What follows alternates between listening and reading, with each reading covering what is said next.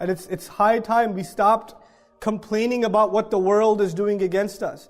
We are the people of La ilaha illallah. We have on our side Allah Azza wa Jal. His help is greater than any problem. There is no problem big enough to not be able to be managed when you have Allah on your side. The problem is we don't want Allah's help. At least we don't care to earn it. It doesn't just show up for free. It has to be earned. There has to be a transformation that has to happen inside my house. It has to happen inside my family. It has to happen inside my neighborhood. We have lost our moral compass. And I'm not talking about advanced knowledge of deen and fiqh and sharia. I'm talking about basic morality, people. Basic morality. We'll have masajid in the United States and across the world even, where fundraising is taking place. And they're gonna collect money. And once they collect the money, they're gonna say, yeah, we should put this money towards this thing or the other. Well, no, you advertise that you're gonna raise these funds for this project, but now you're putting it in another. No, it's okay, we have a fatwa. You have a fatwa to be dishonest? Where'd you get that from? But that's okay, we could do that. You know? We could lie even in the name of religion. We could lie, subhanallah. How can that be? How does it get to that point? How does it get to the point where you have to argue in your home? You have to argue with your parents, argue that, Dad, really seriously, I really think we should give zakat. No, it's okay. And there's an argument happening inside a Muslim home whether they should give zakat or not. This is happening inside the Muslim family. Why would Allah's help come to a people like that? That have been given the most beautiful deen. That have been given the most perfect teachings. And they don't even look in the mirror for 1 minute, for one day. Just, what am I doing wrong? You know, many of you are not ulama, you're not fuqaha, you're not muftis, you don't have to be. But you know what you do wrong. I know what I do wrong. And we keep overlooking it. Allah will not change the state of this people. You know, Allah will not change the state of this ummah. Nope, He will not do it. Allah Himself says, people say, oh, you just quote the ayat are the ultimate reality. There is no greater reality than the ayat. There is no reality you'll find in physics and chemistry and biology that you will find in the ayat of the Quran. Inna Allah la yughayyiru ma bi qawmin hatta yughayyiru ma bi anfusihim.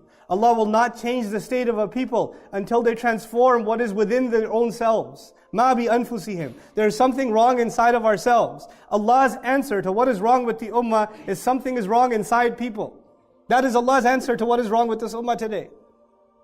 When He says, وَأَنْتُمُ الْأَعْلَوْنَ إِن كُنْتُم مُؤْمِنِينَ, you are going to be in the supreme position if in fact you have true iman, if you're true believers. Now clearly we're not in the supreme position, so something must be wrong with iman. Because Allah is never wrong. Allah is just not wrong. This is a tragedy. One after another, and it's not going to stop. And we know it's not going to stop. We know it's not going to stop. The only thing we can do, instead of being overwhelmed by this flood of tragedy and constantly just figuring out a way to justify to somebody, you know, how we're not crazy. Because by the way, they're going to think we're crazy no matter what. You can't impress them. You could try. Messengers tried too. If messengers weren't good enough for them, we're definitely not good enough for them. Let me tell you. There's no way to impress them. No matter how we do right, the people who hate will always hate. The people who make fun will always make fun. But we better give them the right reasons to make fun of us. The right reasons are we stand by Islam. We are the people of reason. We are the people of intelligence. We are the people. The greatest threat of Islam was not its force. And I promise this is my last point. The greatest threat of Islam was not its force. Was not the sword. Was not the weapon. The greatest threat of Islam was the power of its ideas and how it challenged injustice head on and how it questioned the integrity of other philosophies, other ideas. How can you think like that? How can you act like that? How can you judge like that? أَمْ لَكُمْ كِتَابٌ فِيهِ تَدْرُسُونَ أَفَلَا تَعْقِلُونَ. Why don't you think? How do you make your decisions? This is a religion of أَدْعُو إِلَى اللَّهِ عَلَى بَصِيرًا. I call to Allah with eyes open, a religion of thought. We are no longer a thoughtful people, so Islam is no longer. What we think the threat of Islam in the West, the threat of Islam is its militancy. The militancy is nothing. This is nothing. The real threat to the Quraysh were rattled, not at Badr, but back in Makkah. They were shaken up. Just by the ayat, the word of Allah was enough. It was enough to take a tradition that was there for thousands of years and it was rattled just by a few words of Allah. Just by a few words. Some things happen, we're not connected with that word anymore. You know, when somebody wants to win an argument, when two people have an argument, and you don't have a response, then you get angry. And you start yelling. And when you start yelling, it is proof that you lost. When you in an argument start yelling, it is proof that you lost because you don't have a reasonable answer left. And it frustrated you, so you got angry. And when two people have an argument and you lost and you hit the other, that is also proof that you lost. Because you could not defeat him with words, so you figured you could try to defeat him with your hand. This is actually indication that you're not strong enough in what you have to say. My argument to you is, our deen, Allah has given us words, there are no stronger words. There is no stronger message. We don't have to resort to anything else. And when we do, it is as though we are admitting that this isn't strong enough. But it is. We're not strong enough because we're not connected to this word enough. And we have to be the people that produce the most intellectual responses, the most reasonable responses, the ones that challenge the immorality of the world in the most profound and thought-provoking way. We're the ones that are supposed to engage in the most deep conversation with the agnost, with the atheist, with the Christian, with all of them. With all of them. Their accusation against religion, you know what it is? It's been there for centuries in Europe now and now all over the world. Religious people are closed-minded. Religious people are fanatical. Religious people are intolerant. Religious people cannot take criticism. Religious people are not open to conversation. So if you get rid of religion, you'll have an open-minded society where people can think for themselves. This is their accusation. And you know what? It holds true for the Christendom that had invaded Europe for centuries. It was true.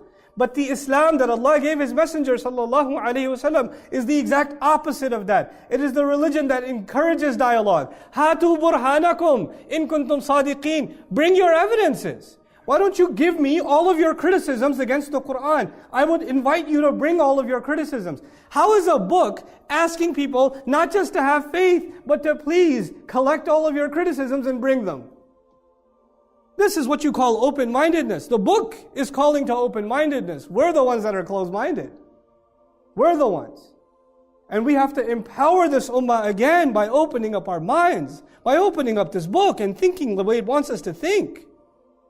To show that religion is not a way to close the mind and close the eyes and close the hearts. It is the way to open the mind and to engage in dialogue and to bring civilization to humanity. They think the solution is when you get rid of religion. And we're saying the solution is when you bring the true religion. Yes, false religion will bring oppression. False religion will bring oppression. But when you bring the deen of Allah, it's a thing of beauty. If we don't show them that, who will? That's why Allah put you and me on this earth. To be members of this ummah is an honor. It's not a small thing. We are carrying collectively 1/5 of the ummah's population on our shoulders. The burden that was placed on the shoulders of Rasulullah sallallahu alaihi wasallam. That is what you and I carry every single day, whether we admit it or not. And when we don't do something about that burden, and we don't show humanity what it is, we're in trouble. Not just with the authorities or with the media. We're in trouble with Allah. I pray that Allah Azza wa Jal makes us a people of Quran once again.